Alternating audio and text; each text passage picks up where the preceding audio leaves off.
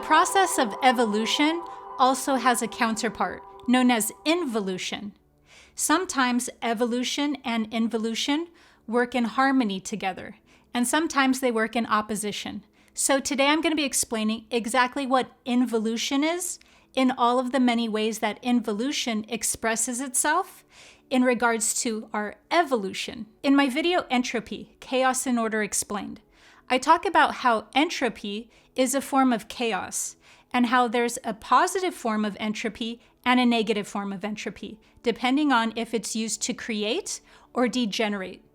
And so too does involution share the same relationship, where it has in spiritual systems very positive connotations, where involution is used as a mechanism to create and to evolve through its descent in matter. But involution also has a negative side to it, just like every other thing inside this universe of light, which has a polarity or a contrasting expression. And so too does involution have that negative form and that negative side of its process. By now we might already be familiar with the term evolution, and to some extent we might understand what evolution means and what it entails. Or at least we might know that evolution is a process towards a more positive or a more beneficial direction of our collective consciousness. So involution is typically known within all of the spiritual systems as simply the descent of consciousness into the material realm or into a lower vibratory state. In fact, in alchemy, involution is not just a descent of consciousness or of spirit into a lower vibratory state. In alchemy and in hermetics, involution is the descent all the way down. It is going to the lowest vibratory state, and it is exploring just how low of vibration consciousness can truly enter into matter.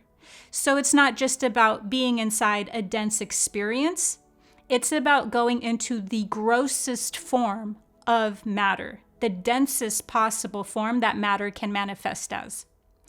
And then from there, once consciousness has explored that realm for as much time as it feels is necessary to explore that realm, then the evolution process begins, which is known as a swing. So this same concept of evolution and involution is also known in mysticism from a way larger perception as the blink of an eye, which would take eons and eons and eons for us from our human consciousness viewpoint to actually go through that full involution process into matter, and then the awakening or evolution process out of matter. So that descent and ascent from a very large viewpoint is seen as merely the twinkle of an eye, or it's even been known as the inhalation and exhalation of breath.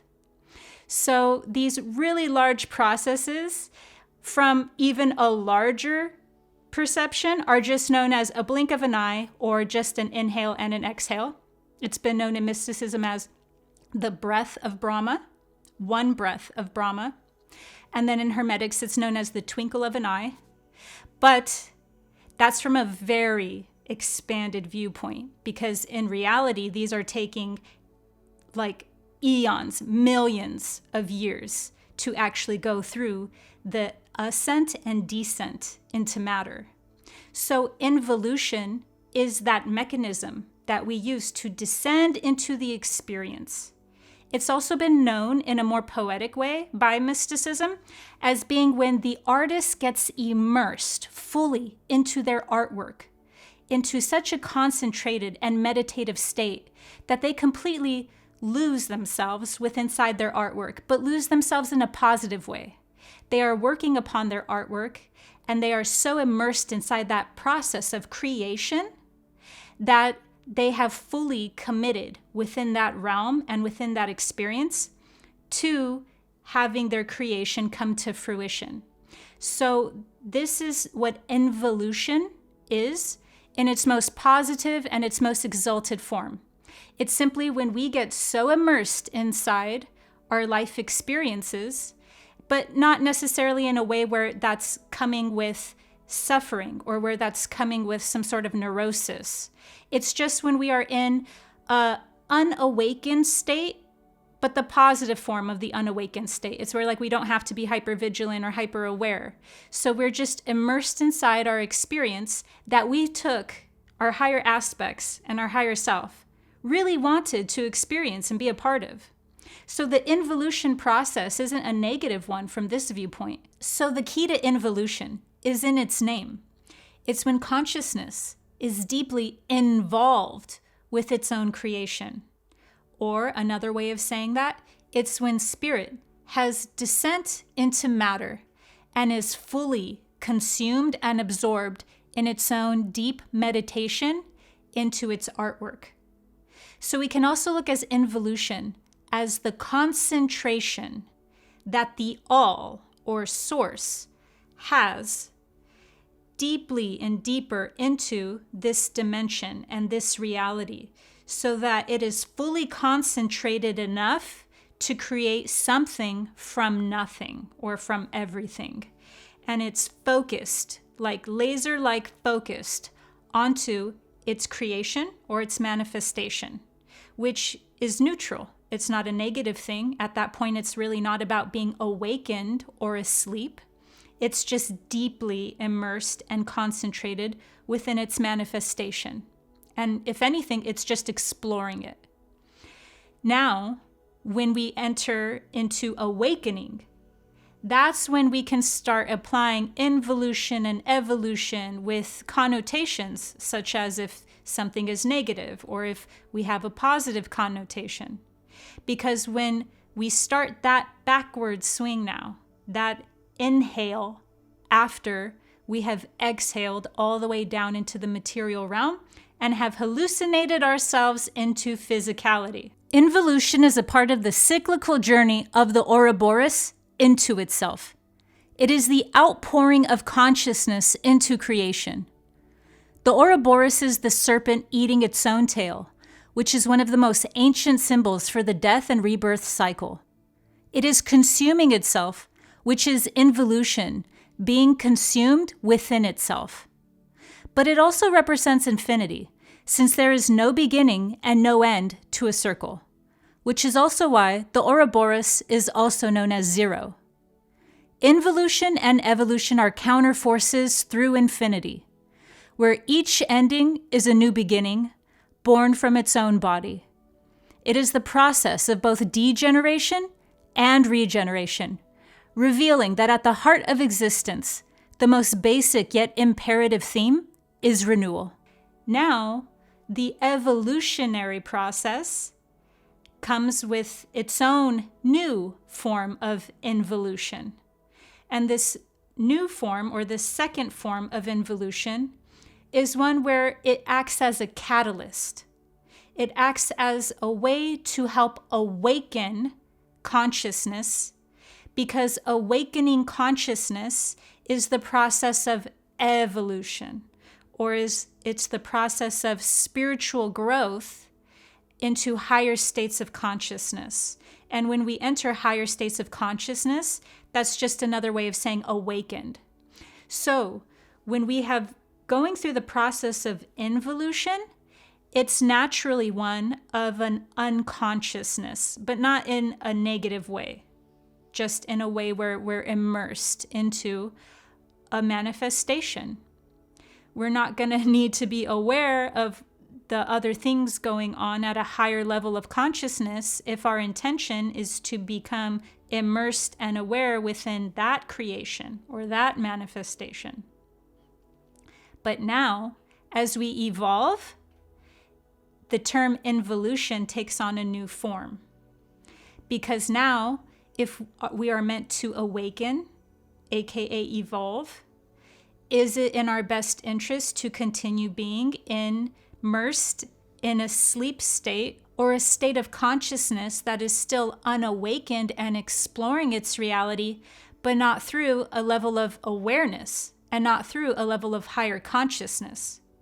So that swing and return through eons, through very, very, very long cycles of time, back into what we would consider a more unified level of consciousness, or even an ascension out of matter altogether, depending on whatever belief system or whatever tradition that we come from, evolution is still going to take on an awakening. So it's going to be taking on a higher vibratory state. And when we're in a higher vibratory state, the main hallmark of that, the main attribute of that, how you know you're in a higher vibratory state, is always going to be awareness. There's other fruits of that state, meaning there's other ways that you know that you're in a higher vibratory state, but the number one marker for if we're a higher vibrating being or a higher consciousness being always is awareness. And with awareness now comes into the picture a new form of involution, or a different form. And that would be awareness of all of the different forces in nature. And so with this comes now involution in its form of acting as a catalyst. So we have the involution of coming into this experience, and now we have, as we're awakening out of this experience, or at least out of this experience in its densest form, in its unconscious form, now involution helps us awaken by catalyzing us through opposing awakening. It's in opposition to evolution. So involution means that what those forces in nature, or what those forces even acting upon human consciousness are doing, are trying to pull consciousness to continue to be in an unconscious or sleep state.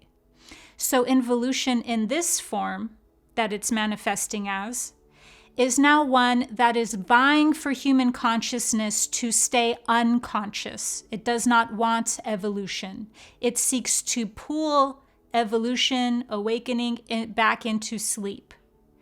And so this becomes a very strong catalyst for awakening, because we need certain forms of friction, and we need the polarity and the contrast that comes through friction to be able to gain discernment.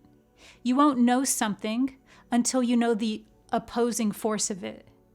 So we won't know what truth is unless we have involution showing us what lies are.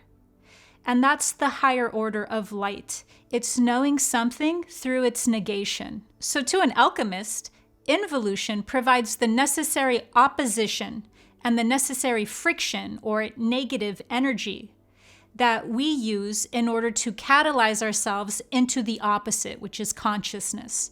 In this way, it helps provide the necessary friction for our evolution.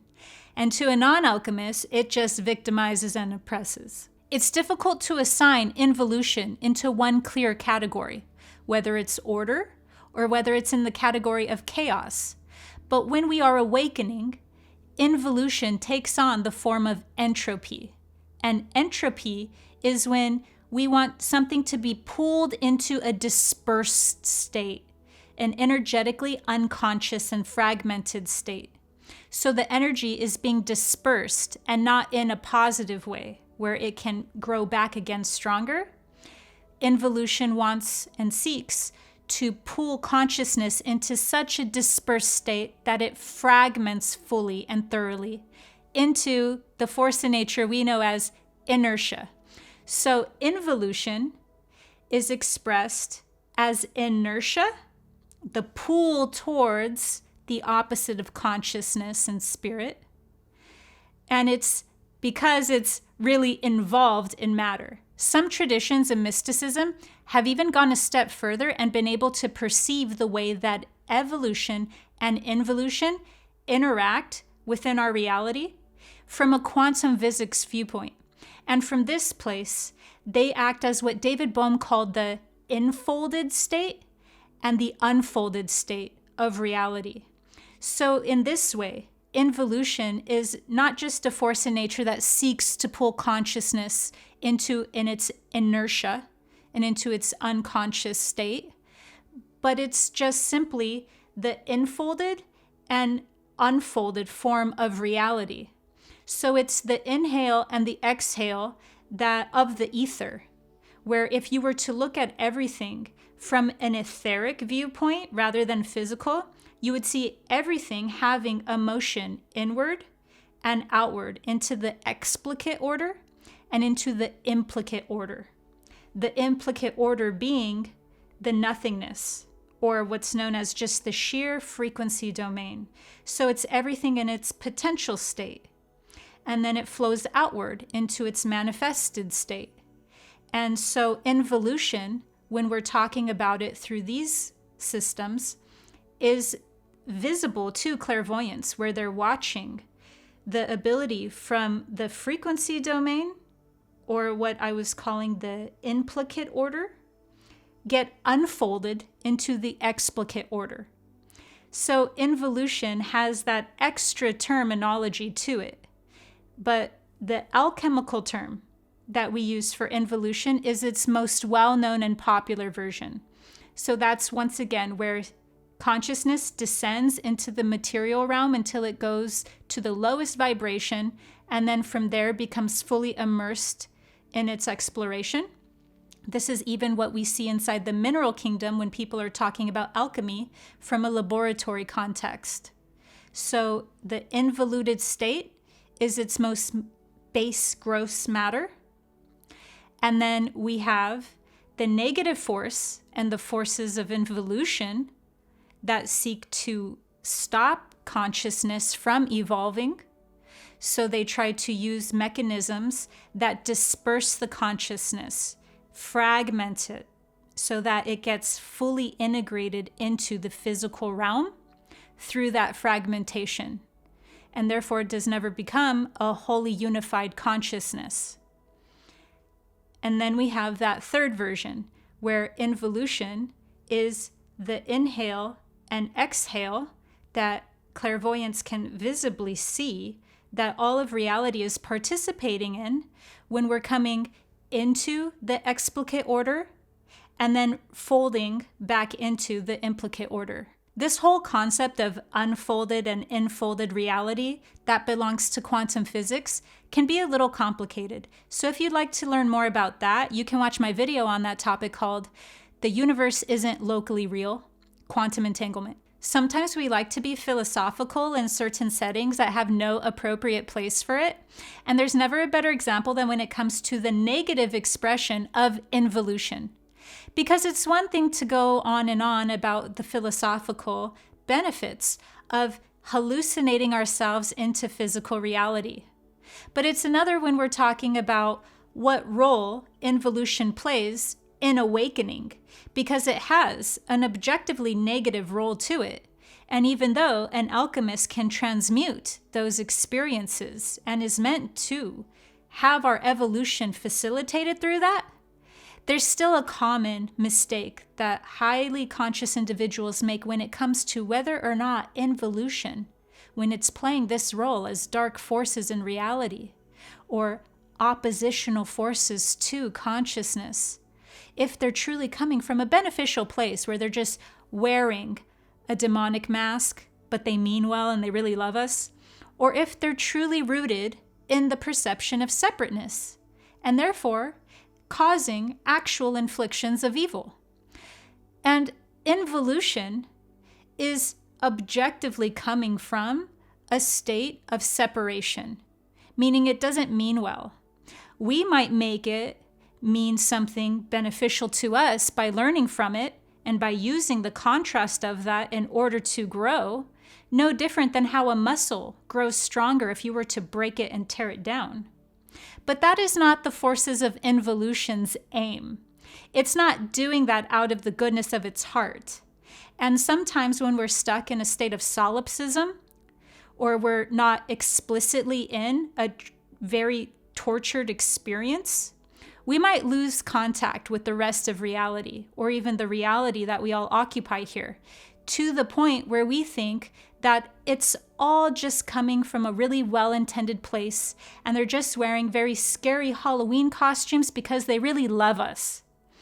And to have that form of perception, even though that sounds as though it's very high consciousness and that it's advanced, is actually completely delusional. So it's rooted in such a state of denial that we actually can't see that these forces, once they're playing the role of trying to bring a consciousness into its sleep state of matter, is actually coming from a state where it can manipulate a consciousness into believing that it's actually well-intended. The reason why it's even important to be able to discern this difference of where the forces of involution are truly located is because if we don't have full clarity around where these forces are acting upon us and where they're coming from, when they're acting upon us and influencing our collective consciousness, we won't ever be able to have the true sovereignty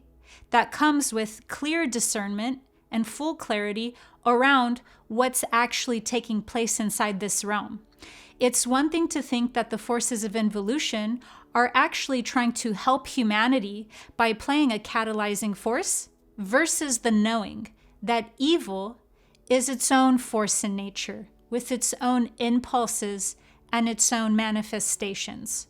So even if we can't fully understand evil to that degree, where we can look at it as maybe in a philosophical light, but we can't understand the true nature of evil, we'll always be projecting whatever we feel like our degree of evil can be inside the world without understanding that it operates separate from our own nature.